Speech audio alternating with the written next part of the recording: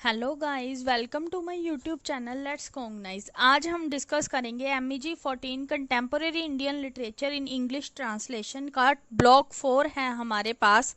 Short story first. Last video में हमने discuss किया था Mahasweta Devi introducing the story and life and works. आज इस वीडियो में हम डिस्कस करेंगे उनकी जो स्टोरी की थीम्स हैं उनको और द एंडिंग है नेक्स्ट टॉपिक थीम्स के बाद उसको डिस्कस करेंगे। नाउ हम स्टार्ट करते हैं इनकी themes. Exploitation is the major theme of this story. Story की मेन थीम क्या है? एक्सप्लॉयटेशन है। Highlight the predicament of innocent tribal who are taken advantage of not only by Uttam Chand but also by everyone in position of power. इसमें किस चीज को दिखाया गया है? ट्राइबल आदिवासियों की इनोसेंट का फायदा उठाया गया है। ये क्या है? मतलब उनका शोषण किया गया है अकेले उत्तम चंद के द्वारा ही नहीं बल्कि जिनके पास भी पावर है उन सभी के द्वारा। One of Mahasweta major concern, मतलब महाश्वेता की जो सबसे बड़ी टेंशन है इस फिक्शन में इसी के बारे में ही है। जितनी भी वो राइटिंग करती है उसने क्या है, किस पर रोशनी डाली है? आदिवासियों की लाइफ पर, किस तरह से उनको एक्सप्लॉइट किया जाता है। इन हर ऐसे द स्लेव्स ऑफ प्लामू, जो ऐसे था उनका द स्लेव्स ऑफ प्लामू, उसमें क्या है डिस्क्राइब किया गया है डिजास्टर इफेक्ट है जो डेवलपमेंट के प्लामू एरिया में। मतलब क्या है, जब प्लामू एरिया की डेवलपमेंट की गई तब जो जो इफेक्ट हुए, डिजास्टर इफेक्ट हुए। एक बार तो ऐसा लगता था कि काफी घने जंगल होंगे बट आज के दिनों में क्या है, वो सब कुछ खत्म हो गया है और सारी वो जगह है वो क्या है, एक तरह का सूखा अपलैंड है, ड्राई अपलैंड है। She recount the growth of, तब क्या हुआ, मतलब रिकाउंट किया गया growth of the bonded labour system को उस रीजन में। जब क्या है, किसके बाद किया गया? रिवोल्ट के बाद। जो रिवोल्ट किसके अगेंस्ट था? ब्रिटिश एंड द जागीरदार के अगेंस्ट था 1857 में। उसके बाद क्या हुआ था, ग्रोथ को देखा गया, बॉन्डेड लेबर सिस्टम को याद किया गया कि तब पहले ऐसा सिस्टम था। 1857 के बाद क्या हुआ, जो जमींदार और मनी लैंडर थे वो उन्होंने क्या थी, लैंड को काट दिया था, सारी लैंड को काट दिया था। द कमोटी सोकिया और बंधुआ सिस्टम और डेट बोंजे सिस्टम पैदा हो गए थे जमीन को जब काटा गया उसके बाद। द विलेजर्स इन साल्ट, जो विलेजर्स थे वो क्या थे, नमक से सफर कर रहे थे। इन सिस्टम में काफी लंबे समय तक इसका इफेक्ट लोगों पर पड़ा। जो इंटायर विलेज, सारा विलेज था उसको किसके द्वारा शैकल किया गया था? उत्तम चंद के द्वारा। मतलब बिना वेजिस से, बिना वेतन से उससे क्या थी, उनसे क्या थी, लेबर करवाई जा रही थी। उनकी जो आगे काफी जनरेशन की जनरेशन थी वो क्या थी, हर मंथ मतलब अपना डेट चुकाने के लिए, कर्जा चुकाने के लिए, मतलब अपने पूर्वजों के जो कर्ज लिख रखे थे उनको चुकाने के लिए, एक निवाले के लिए, एक दिन के निवाले के लिए वो क्या थी, अपनी कुछ फसल को दे के आते थे उत्तम चंद को। उन फसल और उस डे के एक डे का जो उनका निवाला होता था उसको उनके कर्जे में ऐड किया जाता था, मतलब पे द डेट में ऐड किया जाता था। भी उनका इनका कर्ज, इतना कर्ज आ गया है। ये था हमारे पास फर्स्ट पैराग्राफ। आई होप आपको ये अच्छे से समझ आ गया। नाउ हम डिस्कस करते हैं इसका next paragraph. The story demonstrate the nexus between politics at the macro और नेशनल लेवल। जो पॉलिटिक्स दिखाई गई है वो मैक्रो और नेशनल लेवल की दिखाई गई है, मतलब इनका जो सेंटर है वो मैक्रो और नेशनल लेवल पर है और जो पावर है वो क्या है, वो लोकल लेवल पर होती है, लोगों द्वारा की जाती है। जैसे इस नाटक में लैंड ओनर, ट्रेड और यूथ कमेटी द्वारा दिखाई गई है।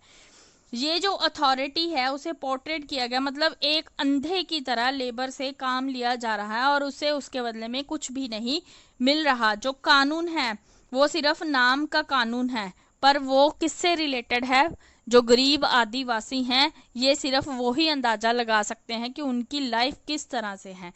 When under pressure from tribals demanding for a fair arrangement, जब क्या था, जब ट्राइब आदिवासियों ने अपने अरेंजमेंट की डिमांड की थी, फेयर अरेंजमेंट की, मतलब उन्होंने अपनी वेतन मांगी थी, तो उत्तम चंद ने क्या है, लीगल मतलब कानूनी तौर पर क्या था, उसने इनह्यूमन मोड ऑफ रिटेलिएशन को अपनाया, मतलब उन्हें नमक देने के लिए इनकार कर दिया। ये था हमारे पास सेकंड पैराग्राफ। नाउ हम डिस्कस करते हैं third paragraph. The narrative has a strong didactic element. Narrative है वो क्या है, एक स्ट्रॉन्ग एलिमेंट है जिसमें क्या है, किस चीज की प्रॉब्लम है, जस्टिस की, मतलब जस्टिस नहीं किया जा रहा। क्या है, सोशल कंसाइंस, मतलब रीडर अपील की गई है। पूर्ति का रोल है इस ट्रेजेडी में, पूर्ति के रोल को हाईलाइट किया गया है जो क्या है, इम्पॉसिबल है ब्लैक और वाइट की जजमेंट करने के लिए। द हेडमैन अक्यूज पूर्ति, जो हेडमैन है उसने क्या है, अक्यूज कर दिया है पूर्ति को, उसकी लाइफ को मतलब काफी खतरा है केयरलेसनेस की वजह से, पूर्ति की केयरलेसनेस की वजह से, जो क्या है, एलिफेंट को ब्लेम ठहरा रहा है। पूर्ति, I wonder what punishment you deserve, वो क्या कहता है पूर्ति, मैं हैरान हूँ जो पनिशमेंट मिली है वह डिजर्व करता है। वो ट्राइबल हैं, जो आदिवासी हैं, जो विलेज में रहते हैं, फॉर माइंस और cities to work as a potter remain there, जो क्या है, काम कर रहे हैं सिटी के लिए। But you come back, you failed and thought that you new the word much better, आप क्या है, दुनिया को बेटर जानते हैं, वर्ड को बेटर जानते हैं। So you took up cudgels against Uttam Chand, तो आप क्यों उत्तम चंद के खिलाफ खड़े हो रहे हैं। ही इज अ टाइगर, वो क्या है, एक टाइगर है। Besides you have now earn the death of the elephant, ये लाइंस उसके द्वारा कही गई थी, मतलब जो पूर्ति के करेक्टर को डिस्क्राइब कर रही हैं। Yes, after the death of three man and an elephant, क्या हुआ, उन तीनों ट्राइब्स की मौत भी हो गई, ट्राइबल्स की, और एलिफेंट भी मारा गया। हेडमैन क्या था, रिस्पॉन्सिबल फील नहीं कर रहा था, मतलब रिस्पॉन्सिबल फील कर रहा था इस चीज के लिए। Where life is reduce to a bare struggle for survival, conventional morality ceases to apply. Purti violate the law, Purti ने क्या किया, कानून को वायलेट किया, बट उसका टेक्स्ट सजेस्ट किया गया कि एक्चुअल ब्लेम है किसका, मतलब इस सारी कहानी के पीछे किसकी गलती है।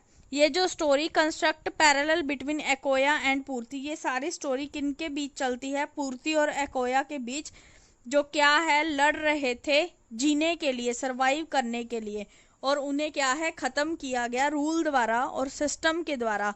जो लॉ था जंगल का, वो क्या था, जक्सटापोज किया गया ह्यूमन लॉ के अगेंस्ट, और सजेस्ट किया गया आयरोनिकली कि ये जो लेटर है यह नेसेसरी नहीं है। मतलब इनका मेन मकसद यही है कि जो पूर्ति और एकोया थे वो काम कर रहे थे, बट उन्हें क्या, अपनी जिंदगी जीने के लिए वो काम कर रहे थे, पर उन्हें क्या है, खत्म कर दिया गया लॉ द्वारा और सिस्टम के द्वारा। ये था हमारा थीम्स दिखाई गई है, एक्सप्लॉयटेशन दिखाई गई है, ग्रोथ दिखाई गई है, बॉन्डर लेबर रीजन की। नाउ हम डिस्कस करते हैं इसका नेक्स्ट टॉपिक है जो the ending topic. The ending, the last two paragraphs of the story are crucial to this didactic theme. Thinking about the unnecessary death of the three tribals and Akoya, the headman feels uncomfortable with the official version of the story. इसमें क्या है, उस didactic theme को ही दिखाया गया है जिसमें क्या है, थ्री ट्राइबल्स और एकोया एलिफेंट मारा गया है, और इसके बारे में जो हेडमैन है वो काफ़ी अनकंफर्टेबल फील कर रहा है। जो क्या था, हेडमैन क्या था, गुड मैन था। उन्होंने क्या कहा है स्टोरी के ऑफिशियल वर्जन में, apparently it was clear that the elephant had killed man and got killed in turn. क्या है, एलिफेंट ने उन मैन्स को मारा है और उसके बदले में एलिफेंट को भी मार दिया गया है। But the indirect cause seem to lie elsewhere, क्या है, पर एक्चुअल में ब्लेम किसका है, मेन ब्लेम किसका है। How he wonders who is responsible, three man and an elephant wouldn't have had to die. क्या है, वो तीन मैन है और एलिफेंट है, वो मरते नहीं थे इफ सॉल्ट वॉज अवेलेबल, अगर नमक उन्हें दिया जाता। Someone else was responsible, someone else, मतलब इसमें क्या है, एक दूसरा बंदा ही रिस्पॉन्सिबल है। The one who didn't sell salt, वो बंदा जिसने सोल्ट नहीं बेचा, और सम अदर रूल, जो दूसरे रूल बनाए गए थे, मतलब स्ट्रेटेजी, टर्न में बदला लिया गया था, नमक नहीं दिया गया था वेजिस के बदले। The rule and the system which allowed Uttam Chand to go scot free for not selling salt, क्या है, वो रूल, वो सिस्टम जिसमें क्या है, उत्तम चंद को पनिशमेंट नहीं दी गई कि उसने नमक क्यों नहीं बेचा, वो नमक क्यों नहीं दे रहा। नेक्स्ट पैराग्राफ है हमारे पास, although he doesn't have the sophisticated vocabulary to analyze the implication of this perception, he senses that this has not been fair at all। उन्होंने क्या कहा है, ये क्या है, एक फेयर अरेंजमेंट नहीं है, ये क्या है, इनजस्टिस है। A grave injustice has been done, but it would be futile to convince the authorities of this। The headman leads the villagers back across the sandy river back to Jujhar, realizing that they could not hope to have their problems understood by urbanites।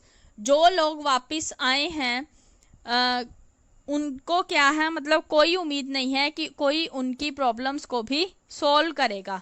They walked fast, they would feel at ease only after returning to their own way of life। वो क्या है, fast चल रहे हैं, अपनी life को easy बनाने में लगे हुए हैं और वे अपनी लाइफ में अपने तरीके से ही वापस आ रहे हैं, which is the perfect of mistrust, जिसमें क्या है, उनके साथ धोखा हुआ है। Which doesn't try to simplify Purti's death and doesn't attempt to use such over simplification to deny the reality of their existence, जिसमें क्या है, वो सिंप्लीफाई नहीं कर रहे हैं पूर्तिस डेथ को और ना ही उसमें अटेम्प्ट कर रहे हैं कि क्या रियलिटी है, सच में क्या किस चीज़ को एग्जिस्ट किया जा रहा है।